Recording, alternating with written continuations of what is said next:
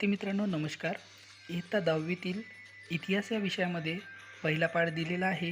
इतिहास लेखन पाश्चात्य परंपरा. या पाठामध्ये युरोपातील काही महत्त्वपूर्ण विचारवंत आणि त्यांचे इतिहासातील किंवा इतिहास लेखनातील योगदान काय आहे याविषयी माहिती दिलेली आहे. चला तर मग त्यांच्याविषयी माहिती बघूया. विद्यार्थी मित्रांनो, या ठिकाणी पहिले विचारवंत दिलेले आहेत रेने देकार्त. तर यांनी जो सिद्धांत मांडलेला आहे त्याच्याविषयी आपण अभ्यास करूया. इतिहास लेखनासाठी वापरल्या जाणाऱ्या ऐतिहासिक साधनांची, विशेषतः कागदपत्रांची विश्वासार्हता तपासून घेणे आवश्यक आहे असे मत आग्रहाने मांडले जात होते. त्यामध्ये रेने देकार्त हा फ्रेंच तत्त्वज्ञ अग्रभागी होता.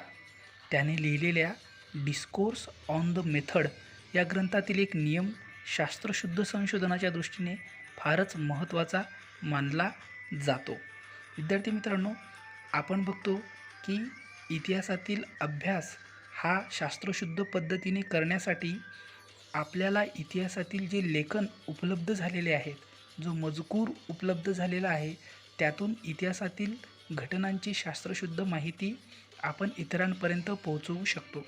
हा जो मतप्रवाह आहे हा खूप त्या ठिकाणी प्रसिद्ध झालेला होता किंवा विचारवंतांनी तो मांडलेला होता. तर कागदपत्रांची विश्वासार्हता खूप महत्त्वाची असते, त्यासाठी हा आग्रहाचा नियम सांगितला गेलेला आहे. तर रेने देकार्त यांनी त्यांच्या डिस्कोर्स ऑन द मेथड यामध्ये एक शास्त्रशुद्ध नियम सांगितलेला आहे. तो म्हणजे बघा, एखादी गोष्ट सत्य आहे असे निसंशयरित्या प्रस्थापित होत नाही तोपर्यंत तिचा स्वीकार कदापि करू नये, हा तो नियम आहे. तर मित्रांनो, जोपर्यंत एखादी गोष्ट इतिहास लेखनाच्या संदर्भात सिद्ध होत नाही किंवा त्याची पडताळणी इतिहासाच्या कसोट्यांवर टिकू शकत नाही तोपर्यंत ती गोष्ट सत्य आहे असं मानणं चुकीचं आहे किंवा असं आपण मानू नये, असं आग्रहाचं मत रेने देकार्त या विचारवंतांनी त्यांच्या या सिद्धांतामध्ये, त्यांच्या या डिस्कोर्स ऑन द मेथड या ग्रंथामध्ये ते मांडलेलं आहे. मित्रांनो, आपले पुढचे तत्त्वज्ञ आहेत व्हॉल्टेअर. व्हॉल्टेअरचे मूळ नाव फ्रान्सवा मरी अरुये असे होते. व्हॉल्टेअर या फ्रेंच तत्त्वज्ञाने इतिहास लेखनासाठी केवळ वस्तुनिष्ठ सत्य आणि घटनांचा कालक्रम एवढ्यावरच लक्ष केंद्रित न करता तत्कालीन समाजाच्या परंपरा, व्यापार, आर्थिक व्यवस्था, शेती इत्यादी गोष्टींचा विचार करणे आवश्यक आहे हा विचार मांडला. त्यामुळे इतिहासाची मांडणी करताना मानवी जीवनाचा सर्वांगीण विचार व्हायला हवा हा विचार पुढे आला. मित्रांनो, व्हॉल्टेअर हे एक फ्रेंच तत्त्वज्ञ होते आणि त्यांनी इतिहास लेखनासाठी जे पारंपरिक पद्धती आहेत, जसे की उपलब्ध साहित्य, उपलब्ध लेखन यावरच इतिहास लेखन अवलंबून नसल्याचे मत मांडले आणि त्यांनी तत्कालीन जो समाज आहे, त्यांच्या ज्या परंपरा आहेत, त्यांनी केला जो व्यापार आहे, आर्थिक व्यवस्था आहे, शेती आहे, यातून इतिहास घडत गेला किंवा यातून इतिहासाचे लेखन मांडणे महत्त्वाचे आहे हा विचार मांडला. त्यामुळेच व्हॉल्टेअर यांना आधुनिक इतिहास लेखनाचा जनक असेही म्हणतात. मित्रांनो, आपले पुढचे तत्त्वज्ञ आहेत जॉर्ज विल्यम फ्रेडरिक हेगेल. यांचा कार्यकाळ साधारणतः 1770 ते 1831 असा मानला गेलेला आहे.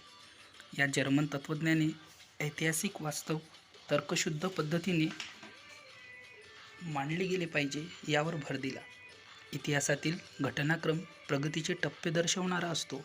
त्याचबरोबर इतिहासाची मांडणी इतिहासकाराला वेळोवेळी उपलब्ध होत असलेल्या पुराव्यांवर बदलत जाणे स्वाभाविक असते असे प्रतिपादन त्यांनी केले.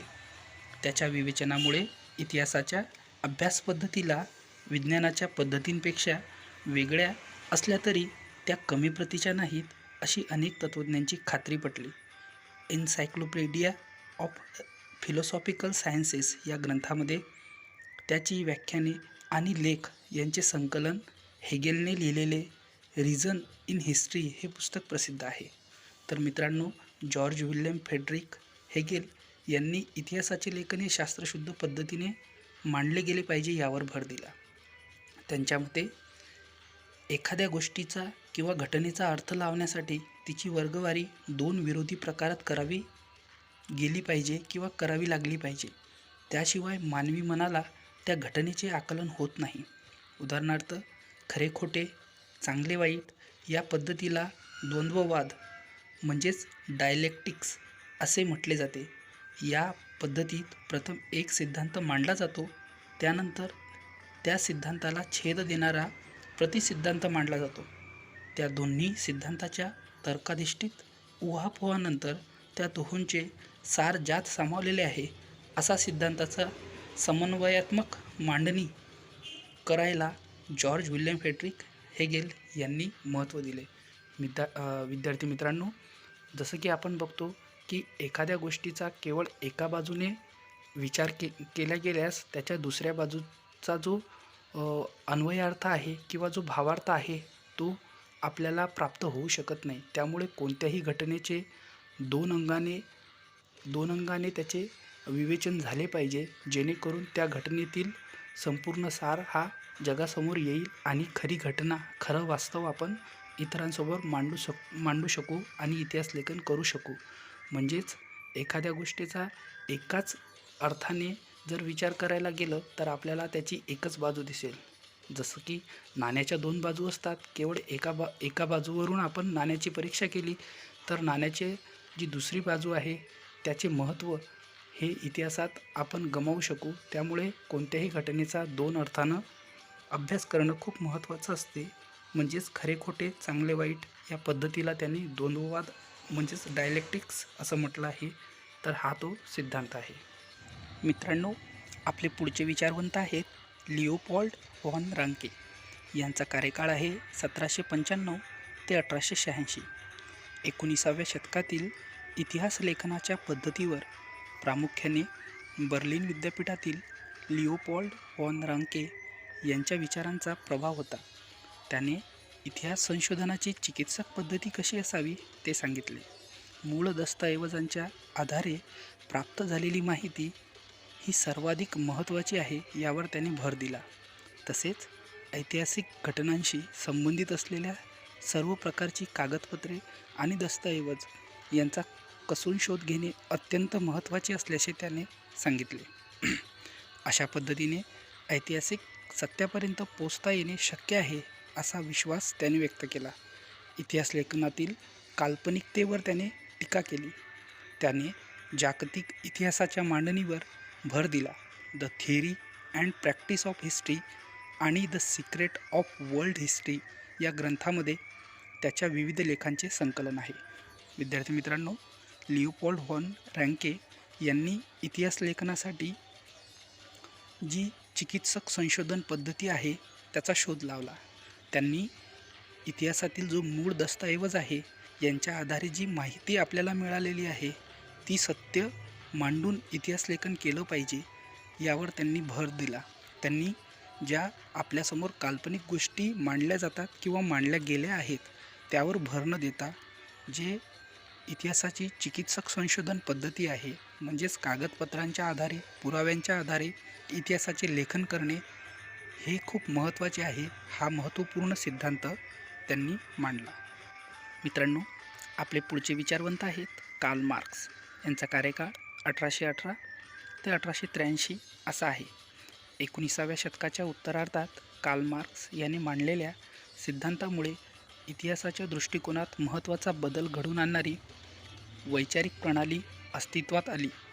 इतिहास अमूर्त कल्पनांचा नसून जिवंत माणसांचा असतो असे त्यांनी सांगितले. माणसांमधील नातेसंबंध त्यांच्या मूलभूत गरजा भागविण्यासाठी उपलब्ध असलेल्या उत्पादन साधनांच्या स्वरूपावर व मालकीवर अवलंबून असतात असे ते म्हणतात. समाजातील वेगवेगळ्या घटकांना ही साधने समप्रमाणात उपलब्ध होत नाहीत. हा महत्त्वपूर्ण विचार त्यांनी मांडला. त्यातून समाजाची वर्गवार आधारित विषम विभागणी होऊन वर्गसंघर्ष निर्माण होतो. मानवी इतिहास अशा वर्गसंघर्षाचा इतिहास असून ज्या वर्गाच्या ताब्यात उत्पादन साधने असतात तो इतर वर्गांचे आर्थिक शोषण करतो अशी मांडणी त्यांनी केली. तर विद्यार्थी मित्रांनो, कार्ल मार्क्स हे एक सुप्रसिद्ध विचारवंत आहेत. त्यांनी एक महत्त्वपूर्ण विचार असा मांडला की माणसाचा इतिहास हा 2 गटात विभागला गेलेला आहे. एक म्हणजे मालक आणि दुसरा म्हणजे मजूर. आपल्याकडे जे उपलब्ध साधनसंपत्ती आहे त्याचा जो मालक अधिक प्रमाणात उपयोग करून घेतो, तो इतर मजूर वर्गाचे शोषण करतो आणि यातून एक नवीन इतिहास जन्माला येतो आणि त्यातूनच एक वर्गसंघर्षही निर्माण होतो. म्हणजेच मानवी इतिहास अशा पद्धतीने मांडण्याला त्यांनी महत्त्व दिले आणि या इतिहासाला त्यांनी वर्गसंघर्षाचा इतिहास असं संबोधलं. त्यांचा दासबोध कॅपिटल हा ग्रंथ जगप्रसिद्ध आहे आणि त्यांच्या या ग्रंथामध्ये त्यांनी हे विवेचन विस्तारात्मक स्वरूपात केलेले आहे. मित्रांनो, आपले पुढील विचारवंत आहेत मायकल फुको. यांचा कार्यकाळ साधारणतः 1926 ते 1984 असा आहे. 20व्या शतकातील फ्रेंच इतिहासकार मायकल फुको यांच्या लिखाणातून इतिहास लेखनाची एक नवी संकल्पना पुढे आली. त्यांच्या आर्किओलॉजी ऑफ नॉलेज या ग्रंथामध्ये त्यांनी इतिहासाची कालक्रमानुसार अखंड मांडणी करण्याची पद्धत चुकीची आहे असे प्रतिपादन केले. पुरातत्वामध्ये अंतिम सत्यापर्यंत पोहोचणे हे उद्दिष्ट नसून भूतकाळातील स्थित्यंतराचे स्पष्टीकरण देण्याचा प्रयत्न असतो याकडे त्यांनी लक्ष वेधले. फुको यांनी इतिहासातील स्थित्यंतराचे स्पष्टीकरण देण्यावर भर दिला, म्हणून त्याने या पद्धतीला ज्ञानाचे पुरातत्व असे म्हटले. विद्यार्थी मित्रांनो, मायकल फुको हे एक फ्रेंच इतिहासकार आहेत, ज्यांनी इतिहास लेखनाची नवीन पद्धत आपल्यासमोर मांडली आणि त्या पद्धतीनुसार इतिहास लेखन करावं असं सांगितलं. ते म्हणतात, पुरातत्वामध्ये आपण केवळ प्राप्त केलेल्या वस्तू असतील, घटना असतील किंवा इतर काही साहित्य असेल त्यावरून आपण इतिहास लेखन करू शकत नाही किंवा ते इतिहास लेखन अपूर्ण आहे असं त्यांनी सांगितलं. तर पुरातत्व हे स्थित्यंतराचा इतिहास आपल्यासमोर पोचवते. त्यामुळे पुरातत्वातून मिळालेले इतिहासातील जे साधनं आहेत त्यातून अचूक इतिहास मांडणं शक्य होत नाही. त्यामुळे त्यांनी हे जे स्थित्यंतर घडलं गेलेलं आहे किंवा इतिहासात जे नवनवीन बदल आपण बघतो, पूर्वीच्या घटना वेगळ्या पद्धतीनं मांडल्या जात होत्या आणि आताच्या घटना वेगळ्याच पद्धतीनं मांडल्या जातात. तर हे जे स्थित्यंतर आहे हे का घडलं, कसं घडलं याचा अभ्यास करणं खूप महत्त्वाचं आहे असा नवीन विचार त्यांनी मांडला. अशा पद्धतीनं त्यांनी या पद्धतीला ज्ञानाचे पुरातत्व असे म्हटले. तर विद्यार्थी मित्रांनो, अशा पद्धतीनं आपण युरोपातील काही महत्त्वपूर्ण विचारवंत यांचा अभ्यास या व्हिडिओमध्ये करण्याचा प्रयत्न केलेला आहे.